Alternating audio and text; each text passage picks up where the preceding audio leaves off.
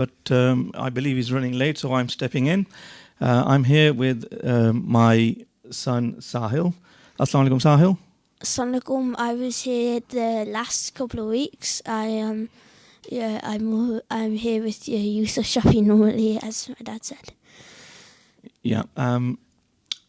So Sahil, today I think you'll be taking the reins.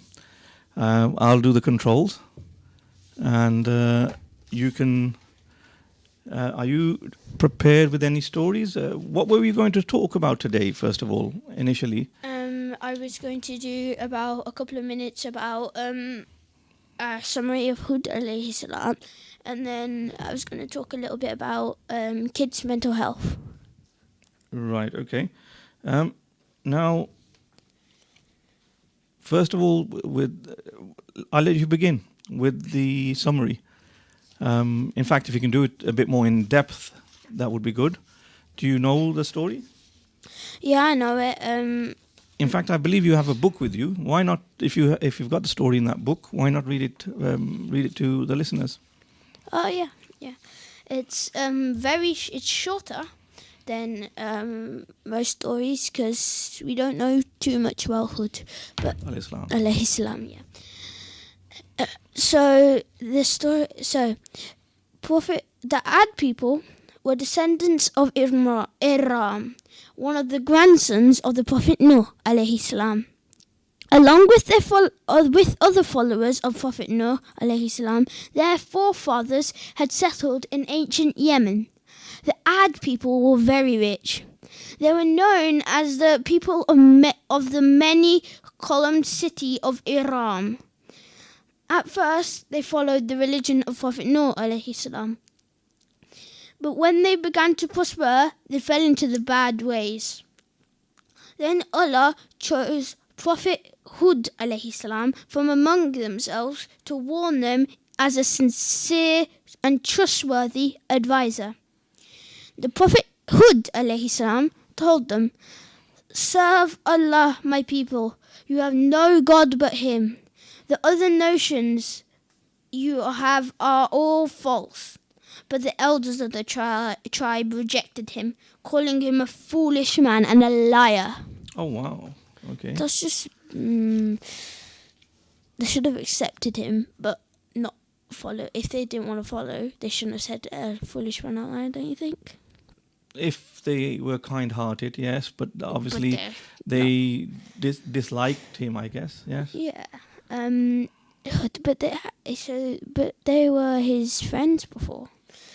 The Prophet Hud continued to warn them, "You build strong fortresses, hoping that you may last forever. When you exercise your power, you act like cruel tyrants. Fear Allah and follow me," they would proudly say. "Who is mightier than us?" And puffed with pride and the feeling that they were greater than everyone else. So they went on denying the word of Allah. And so a howling and violent gale, which Allah let loose on them for 7 nights and 8 days in a row, destroyed them as though they had been the hollow trunks of palm trees. Finally, a terrible blast of wind destroyed the wrongdoers and their land. And when the morning came, when the morning came, there was nothing to be seen but their ruined houses. The lesson of the story is that one should not lose one's humility if one becomes successful. One should give all the credit for one's feats to the blessings of Allah. In not doing so, one's success could be ruined in the same way as the great homes of the people of Ad were destroyed by the great storm sent by Allah. Yeah, so that's the story and the moral at the end. So what do you think? What do you take away from that? I think that even though I think Hud was telling the truth, Hud al-Islam, but the thing is, I think the Ad people, even they seem, because they're not doing it, they seem worse. But someone better would say if they didn't want to follow, like Abu Talib of Prophet Muhammad. He didn't follow Islam, but he like accepted it, as in but then like they didn't accept Allah, but they could have like at least known about him, but not call him a foolish liar. Sure. Yeah, that would have been better. But still, they're praying to stones. Which can the stone kill a person? Can those gods do whatever they want to a person? They're just standing still. They were made by people.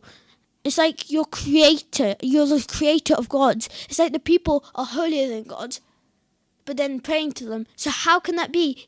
How can they be gods? Interesting. I like the way you're thinking. So there's only one divine God, and that is Allah. Allah subhanahu. Yeah. So, Sahil, I think you prepared something else for us as well, didn't you? Yes, my little talk about mental health for kids. Right. So what made you?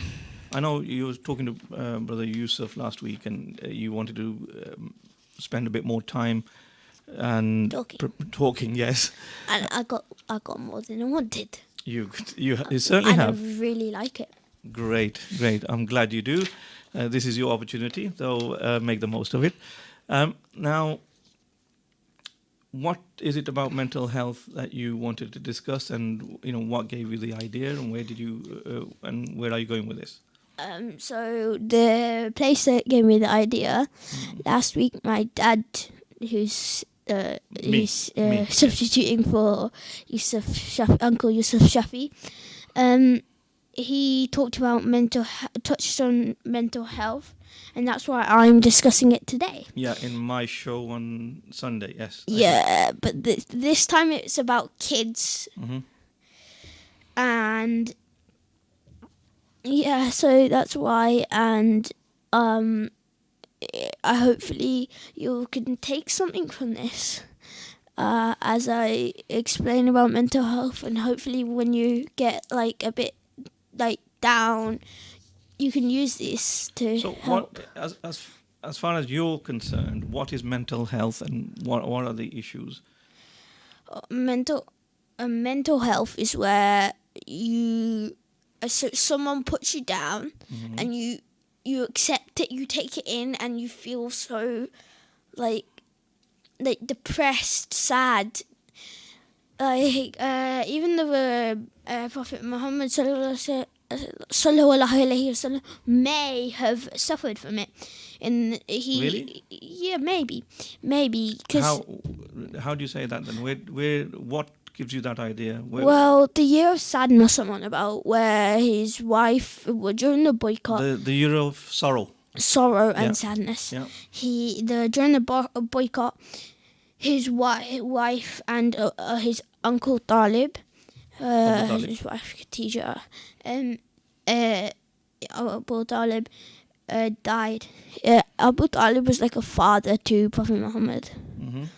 And he treated, because his father died, so he treated Prophet Muhammad like a son. So that's what I'm on about. And then there's another. So you're saying that the Prophet felt low, yeah. and therefore you're relating that to depression? Yeah. Okay.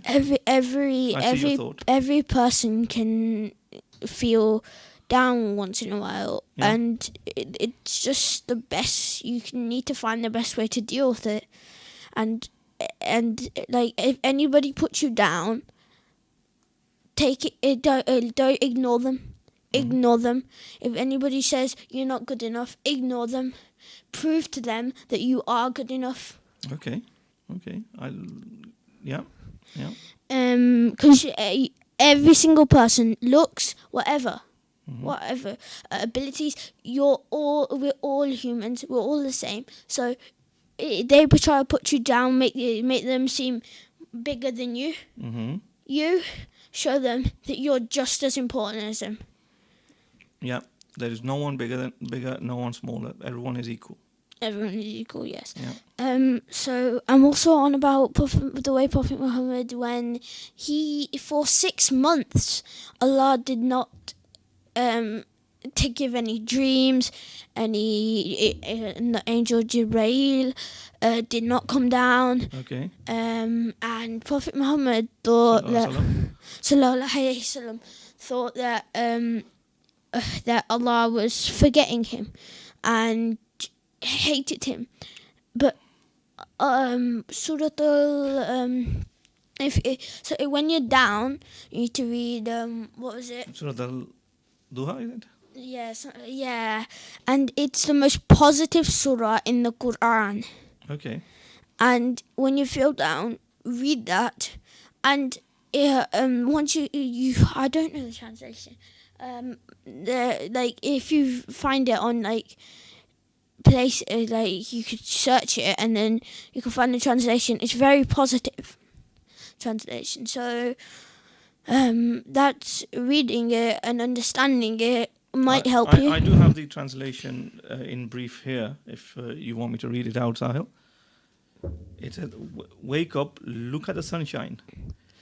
Everything in life is not doom and gloom. You just have to look up. So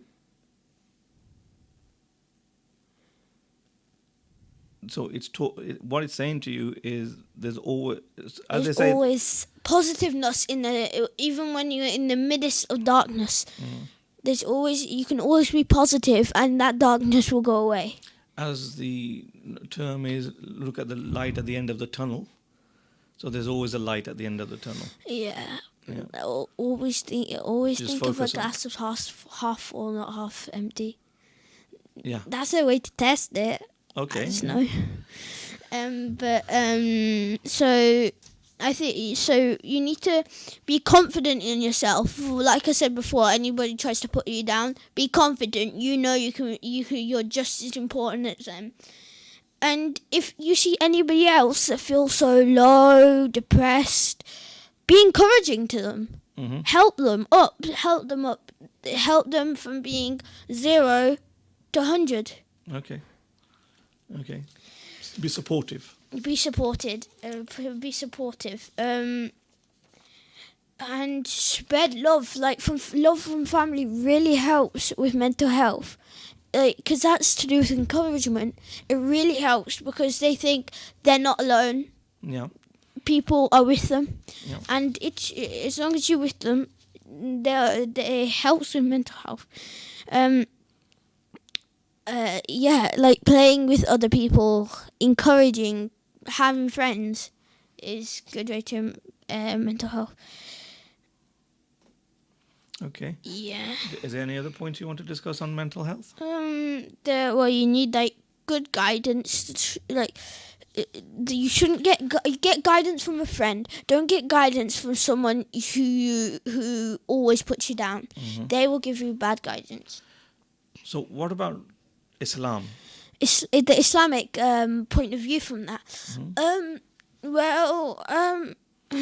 I don't really know. Well, how about, put it this way, your iman, if you focus on your prayer, pray to Allah subhanahu wa ta'ala, would that not clear your head, help you focus, It will help guide you? Yeah, it will help guide you. But people say, pray, dua, there's nothing to be sad about, nothing to be depressed about. Mm-hmm. But no, there's still loads of things. Because you pray, Allah will put challenges in your way, and there will be people will try and be mean. So there is places where you can be depressed still, and you need the praying stuff helps, but you need to find your way to tackle it. Okay. Yeah. I agree with you. I obviously didn't know you were as wise as you are for a 10-year-old. So yeah, praying helps. Seeking guidance from Allah subhanahu wa ta'ala helps. Yeah. However, regardless of that, the condition still exists. Okay. It's not like if you pray and everything, Allah will still put challenges your way. It's not like it disappears. There's not there anymore. It's been happening for hundreds of years. Like I said, for the Prophet Muhammad, that was a couple of 100 years ago, and No, that was many more than a couple of 100 years ago. Dad, it was like 500, 600 years ago. No. Okay, I don't know. That anyway, is 1400. Anyhow, come on, moving on. What other points do you have there? what are the points? Yeah, I just think that you should tackle mental health your way. I've got another suggestion. If you feel angry, talk about it. That's what everybody says. Talk about it. It's a really good way. If you talk about it to parents, anybody, your friends, if you talk about it to people you trust, you'll feel a lot better. Okay. Was there anything else in your? I know you had a little bullet points written there before you left home. Yeah, some of them I'm gonna keep out, like healthy diet. Healthy does diet help. It does helps. help. Exercise and nutritious food. Yeah, it's good for your mental health. Yeah, so fresh air. Fresh air is good for you. I mean, with COVID-19, recently people have been locked up in their rooms, in their houses. You could, so if you have a big back garden, get outside as much as you can in your back garden. Feel it's been quite sunny lately, so just feel the sun. And another way to tackle mental health is think about the people who are having more tough times than you. Like the orphans, they have no money, they have no parents to look after them. Think about that. You're lucky that you're not like them. Then you've got the beggars. The beggars are begging for food while you always got food. Think about how lucky you are, and then that's another way to tackle mental health. So that could help you in thinking, well, you know what, my life isn't as bad as I think it is. Yeah. Maybe I have more. I have a better life than some others that I can see. So yeah, that's good advice, Sahil. So.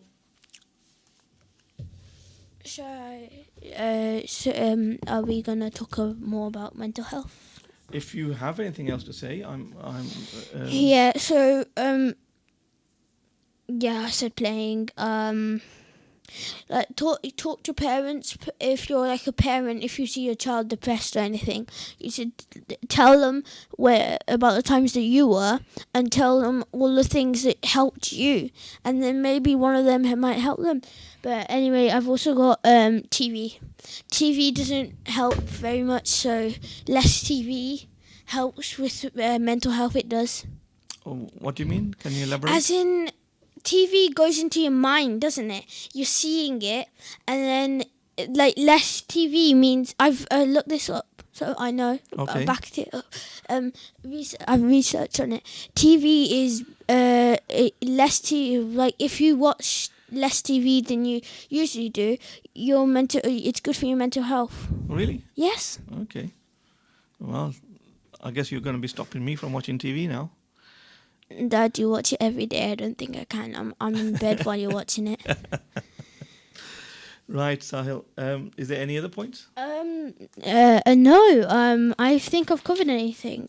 Should I read some more stories? What we will do, we have a minute left before we go into a break. So if you can look at what stories you want to read after the break.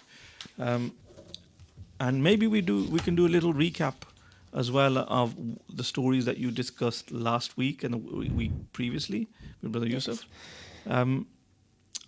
So, guys, if anyone wants to call in and speak to myself and Sahil, you can call the studio on 01902 972 150. If you want to WhatsApp any messages across, it's 074. 44. Yeah, 074 404 20432. So we'll be speaking to Sahil again after the break, and he'll have a few stories from the Quran, Yeah. and see how we go. And maybe Brother Yusuf will be here. Speak to you soon.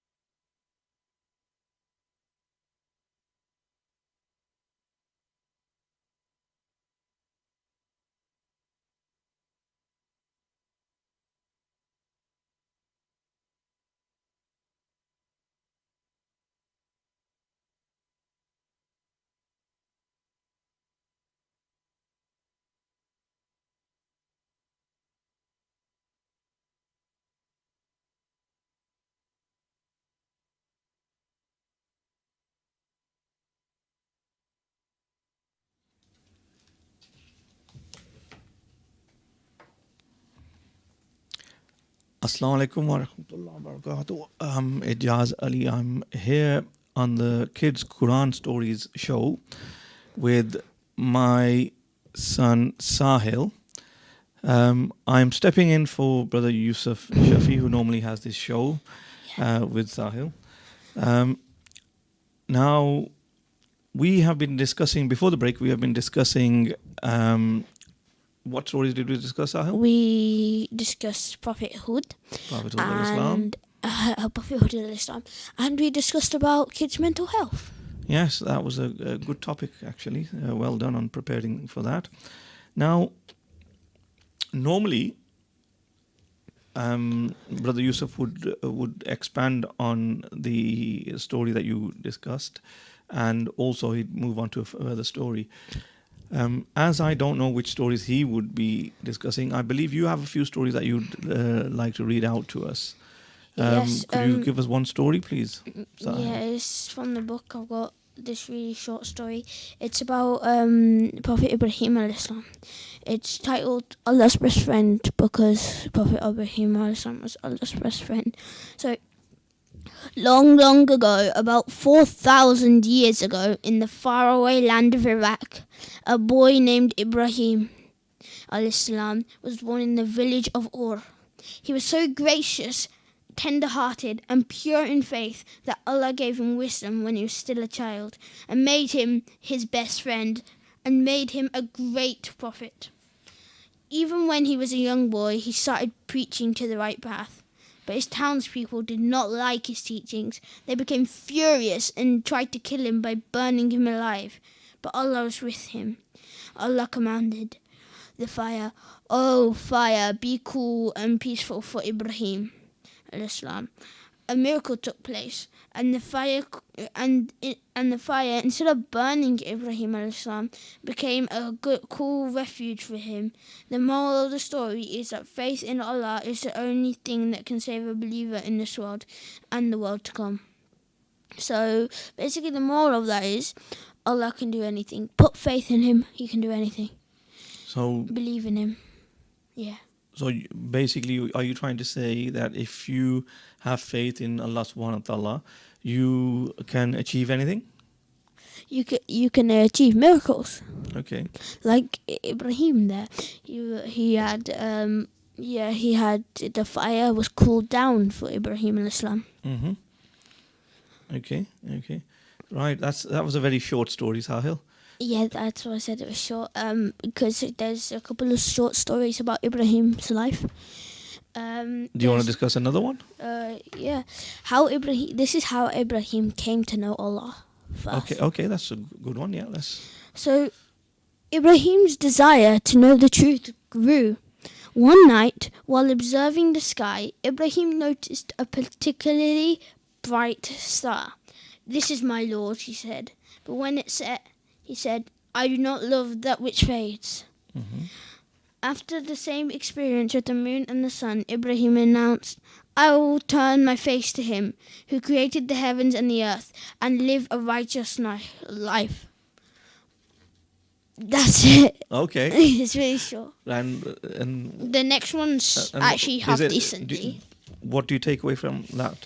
That Ibrahim was so young yet so clever, and he said he knew that he is like everybody else played idols at that time, Mm-hmm. and he knew that the idols weren't his Lord.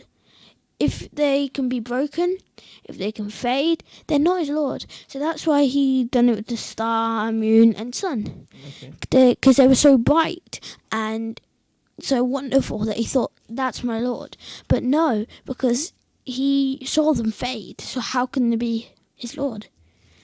He was very clever at a young age. Mhm. So yeah, that's what I think. Yeah, it shows that at a young age people can be clever. I'm bright. Yeah.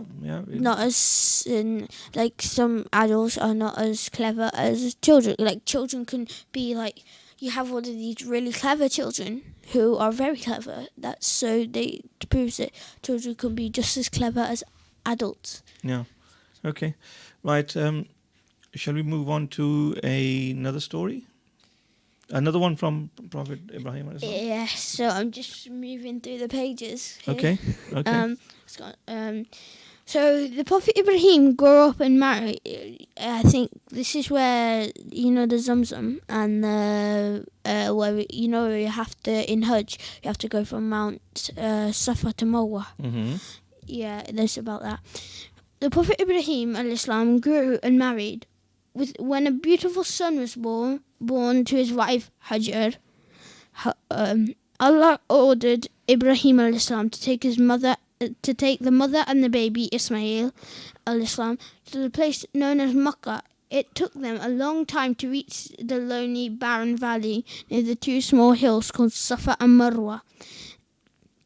Ibrahim, ordered by Allah to leave his baby there along with his wife, then departed. Little Ismail soon began to cry for water. Hajar ran from one hill to another, but there was not a drop of water to drink, nor was there any human being to give her. Was it 7 times? I think it was.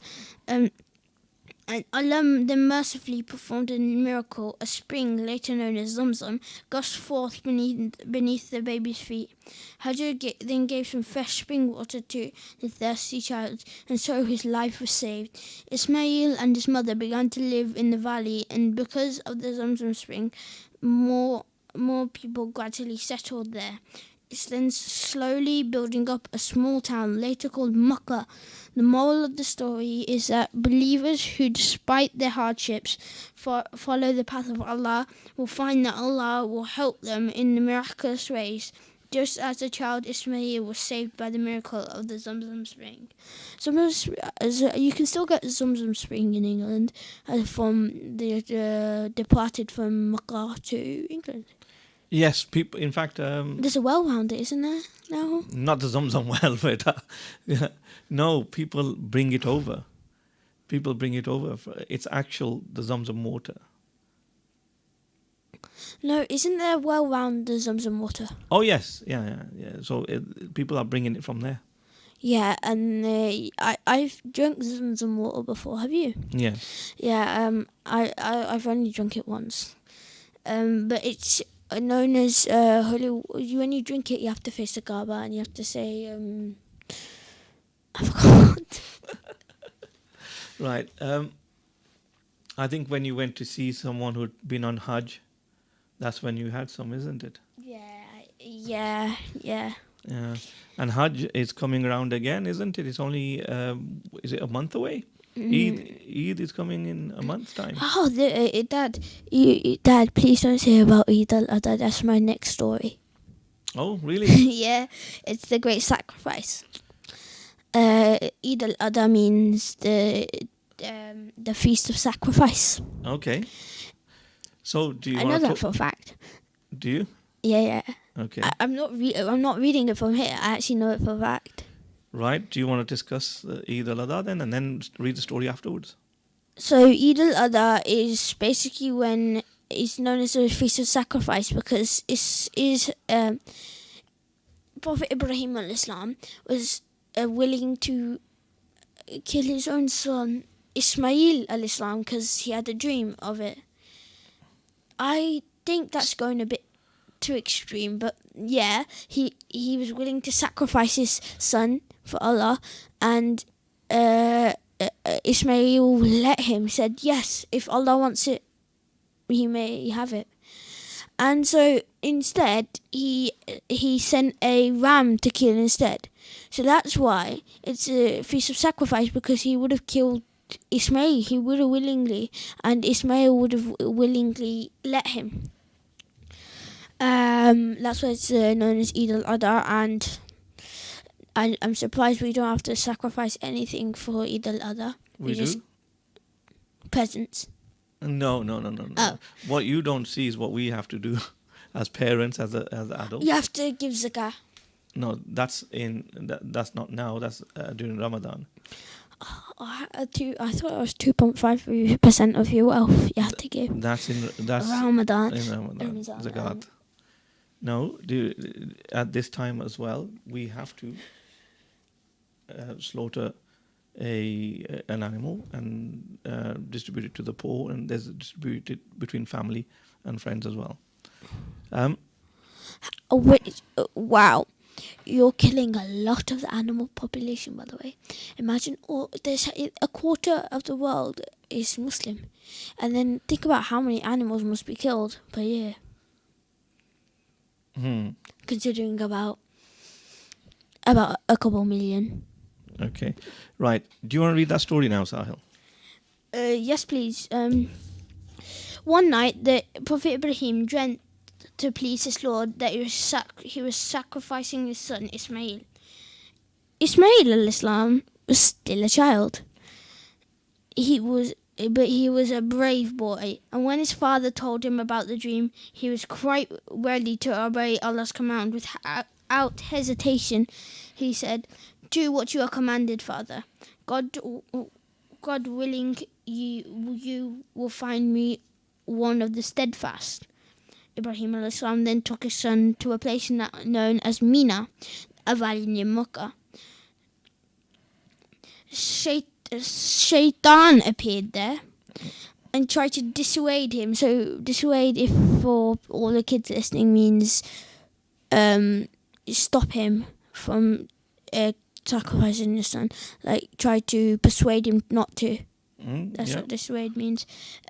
Dissuade him from sacrificing his son. But Ibrahim al-Islam just pelted him with pebbles. As Ibrahim al-Islam, how could Ibrahim see? See what? Sorry. Shaitan. He said he pelted him with pebbles. If you're going to pelt someone with pebbles, you have to see them first. But he must have come in a human form. Oh, okay. Good point.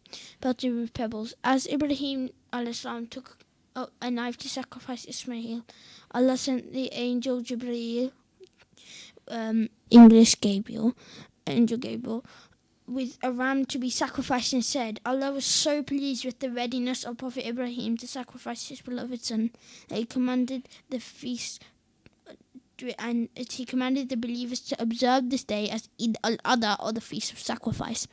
I didn't read it from here. I told you it was a feast of sacrifice. I didn't, I swear. Okay. Right. So, are you looking forward to Eid then?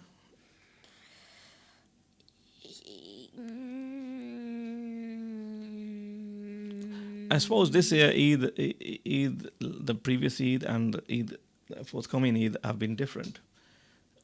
Hopefully, by the summer holidays, which Eid al-Adha will be in, lockdown won't be in place. And then you can see your grandparents. Yeah. And other family members. I was going to say, how come you could go? So, do you want to discuss any other story? There's so many about Ibrahim. Yeah, let's have another one on Ibrahim al-Islam. So we've started on Ibrahim al-Islam. So let's try and focus on Ibrahim al-Islam today. And then Brother Yusuf can take the reins and revert back to where he needs to be next week. Well, there's only 2 more stories left of Ibrahim.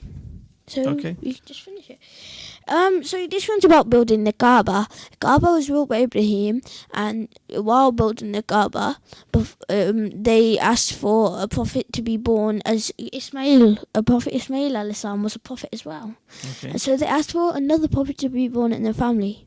And it did happen. Well, Ibrahim had many, but Ismail only had one in his line because of his hack. I didn't want about Ibrahim had many. It was our Prophet Muhammad sallallahu alaihi wasallam, the last prophet. Mm-hmm. That they were a descendant of them. So that was many years later.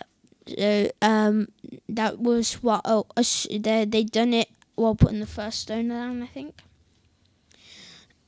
Thanks to the miracle of the Zamzam spring in the valley, some people began to live there. Slowly, it became a small city, which later became known as Mecca. Ismail grew up a strong and loving youth. The Prophet Ibrahim al-Islam and Ismail al-Islam were ordered by Allah to build the house of God, the Kaaba in Mecca. They took the stones from the nearby hills and started to work. For the sacred land, Ibrahim al-Islam prayed, "My Lord, make this land secure and provide with fruit such of them as believe in Allah and the last day." As Prophet Ibrahim al-Islam and Ismail al-Islam laid the first stones on the Kaaba, on which the Kaaba would stand, they prayed, "O our Lord, accept this from us. You are the all-hearing, the all-seeing."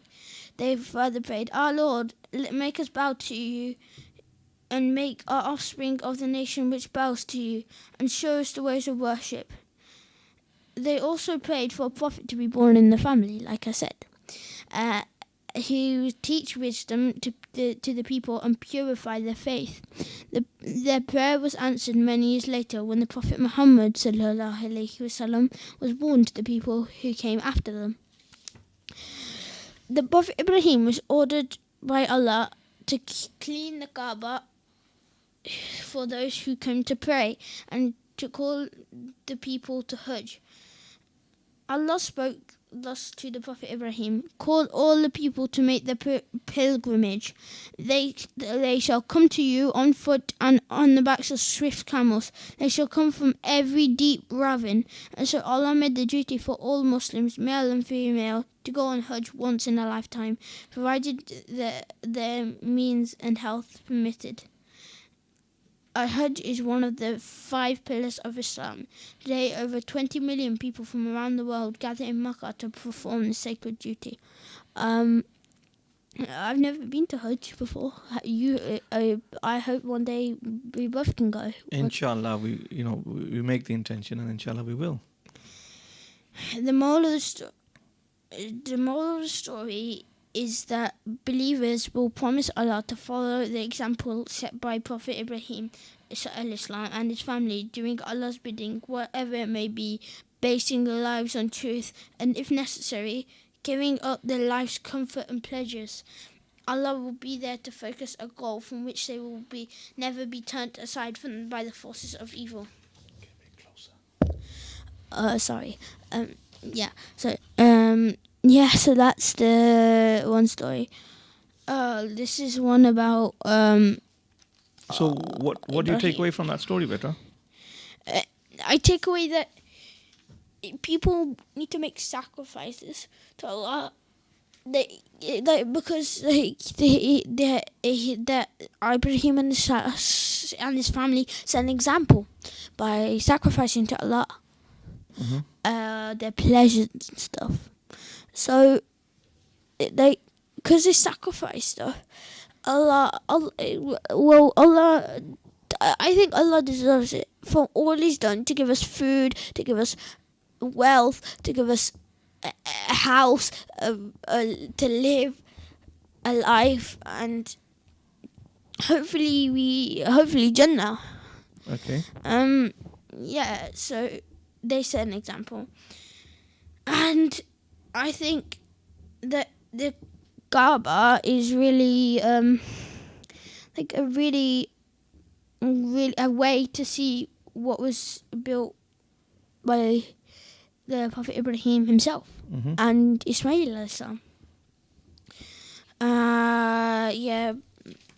Basically that's the building. So I've got another one. It doesn't involve Ismail alayhi salam. It's the last story.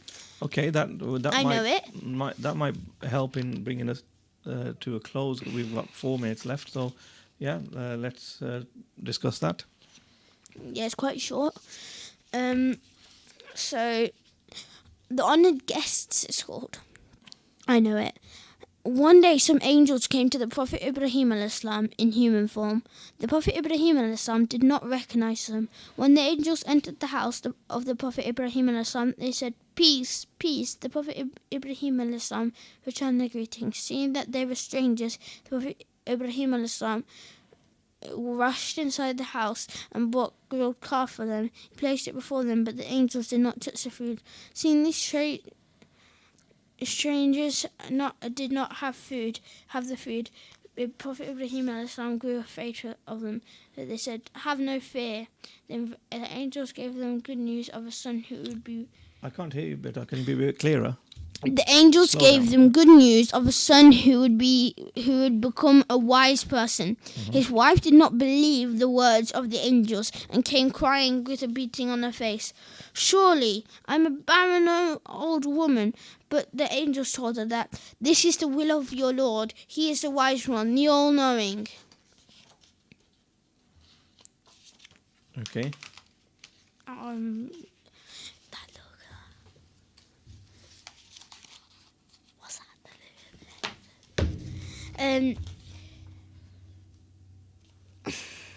Is there anything else to that story, beta?